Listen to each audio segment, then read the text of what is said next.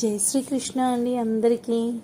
నిన్నటి రోజు మనం భగవద్గీతలోని మొదటి శ్లోకం గురించి చెప్పుకున్నాం కదా.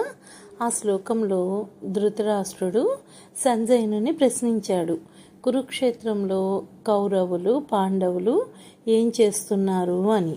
మరి దానికి సమాధానం సంజయుడు ఏం చెప్పాడు అనేది ఈరోజు రెండవ శ్లోకంలో చెప్పుకుందాం. రెండవ శ్లోకం. సంజయ ఉవాచ దృష్ట్వా తు పాండవానీకౌ వ్యూఢన్ దుర్యోధనస్తదా ఆచార్యముపసంగమ్య రాజా వచనమబ్రవీత్. ఇది రెండవ శ్లోకం. ఈ శ్లోకంలో అర్థం ఏంటంటే, దుర్యోధనుడు వ్యూహాత్మకంగా రచించబడి ఉన్న పాండవ సేనను చూసి గురువగు ద్రోణాచార్యునితో ఇలా పలికెను.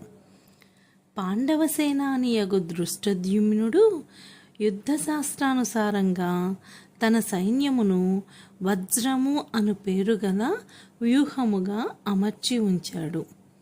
పాండవ సేన యొక్క అత్యద్భుతమైన వ్యూహరచన దుర్యోధనునికి ఆశ్చర్యం కలిగించింది.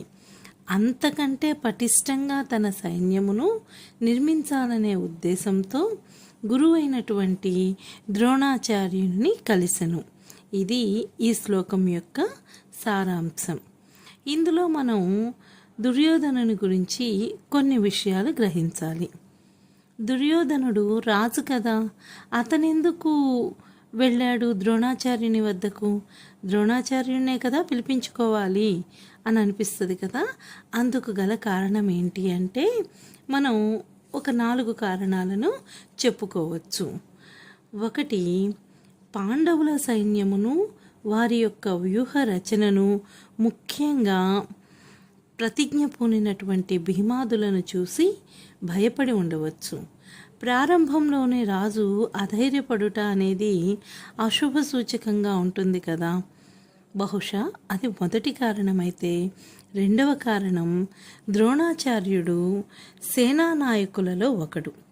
అతడు తన స్థానం నుంచి కదిలితే మిగతా సైన్యం అంతా కూడా ఏమవుతుందో అని చెప్పి అందరూ కూడా చెల్లాచెదురుగా అయిపోతారు.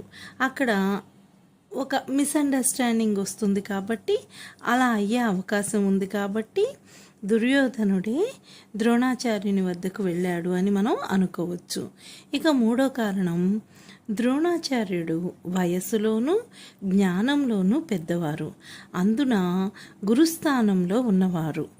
అటువంటి వారికి గౌరవం ఇవ్వటం, గౌరవంతో మన్నించటం అనేది ధర్మంగా భావించి ఉండవచ్చు.